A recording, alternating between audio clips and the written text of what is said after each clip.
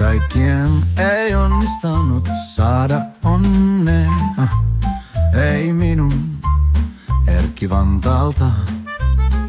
Seurustelin 5 vuotta, häntä rakastin. Ja aamulla hän oli lähtenyt. Pääsin eläkkeelle joskus noin 40. Mitään vikaa tai sellaista ei oo.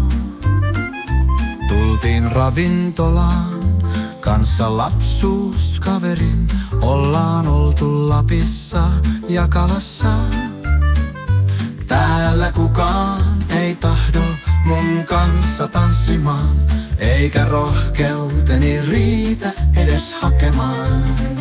Lähden junaan kohti Vantaata, astun vuokraiksyön, mutta sama yksinäisyys täällä odottaa.